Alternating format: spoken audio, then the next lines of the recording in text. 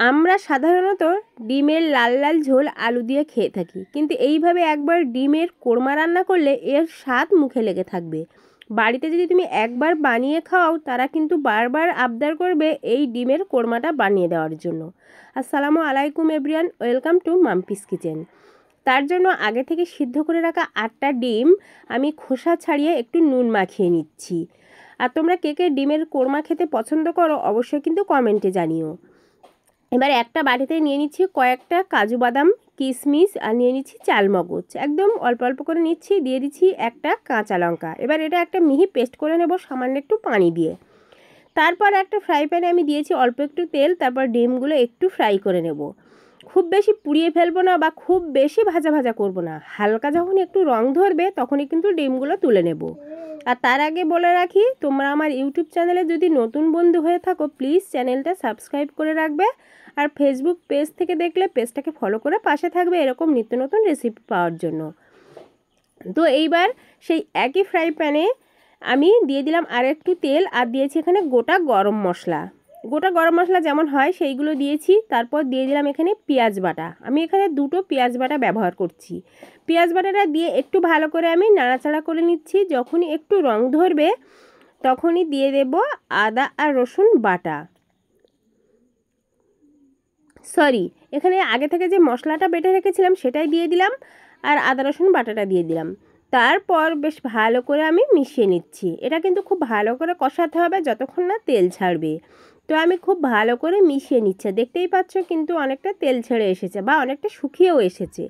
এই পর্যায়ে আমি গুঁড়ো মশলাগুলো দিয়ে দেব। দিয়েছি একটু ঝালের গুঁড়ো, দিয়েছি ধনিয়া গুঁড়ো, জিরে গুঁড়ো। আর অবশ্যই মশলার পরিমাণ কিন্তু কম রাখতে হবে। এই তরকারিতে খুব বেশি মশলা হলে খেতে ভালো লাগে না। আর ওই বাটিটা ধুয়ে অল্প একটু পানি দিয়ে দিলাম, আর খুব ভালো করে কষিয়ে নেব। এই মশলাগুলো যত সুন্দর কষানো হবে তত কিন্তু তরকারির টেস্টটা বেড়ে যাবে। তো আমি সময় নিয়ে একটু কষিয়ে নিচ্ছি। দেখতেই পাচ্ছ আমি বেশ কিন্তু কিছুক্ষণ পর পর তোমাদেরকে এটা দেখাচ্ছি। পানিটা একদম যখন শুকিয়ে কড়া থেকে ছেড়ে আসবে আর তেল ছেড়ে দেবে তখনই ভাববে যে কষানো হয়ে গেছে।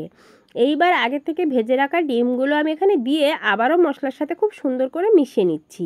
বেশ ভালো করে মেশানো হয়ে গেছে। এবারে আমি এখানে লিকুইড দুধ দিয়ে দিলাম 1 কাপ মতো।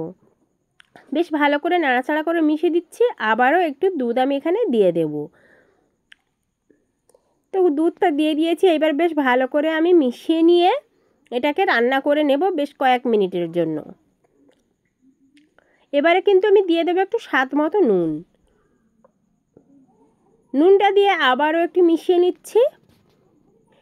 এটা দেখতেই পাচ্ছ বেশ পানি কিন্তু অনেকটাই আছে। এবার আরও কয়েক মিনিট পর এটা দেখাচ্ছি, তখন অনেকটা কিন্তু ঘন হয়ে এসেছে।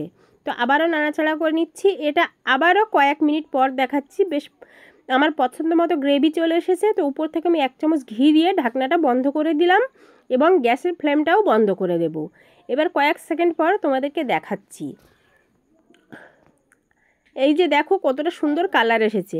আর এই যে ডিমগুলো এর যে কী শেপ হয়েছে আমি নিজেই বুঝতে পারছি না। দেখো তো আমি কিন্তু এরকমভাবে রেখেছিলাম, এরকম ডিজাইন হয়ে গেছে। তো এইবার আমি গরম গরম সার্ভ করে নিচ্ছি। তোমাদেরকে একটু সার্ভ করে দেখাই। কালারটা জাস্ট অসাধারণ। কি এবারে লোভ লাগছে তো? তো যদি লোভ লেগে থাকে ডিমের এই রেসিপিটা অবশ্যই কিন্তু ট্রাই করবে। আর ট্রাই করার পর কেমন হলো কমেন্টে জানিও। আর আমার ভিডিওটা দেখার পর কেমন লাগলো অবশ্যই কমেন্টে জানিও। আর বন্ধুদের মাঝে বেশি করে শেয়ার করে দিও যাতে করে অন্য বন্ধুরা জানতে পারে।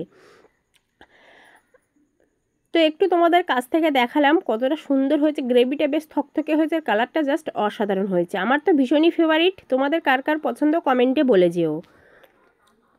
আর চ্যানেলটা সাবস্ক্রাইব করতে, পেজটা ফলো করতে ভুলবে না। আজকের এই পর্যন্ত, দেখা হবে আবারও হয়তো অন্য কোনো রান্নার ভিডিও। ততক্ষণ সুস্থ থাকবে।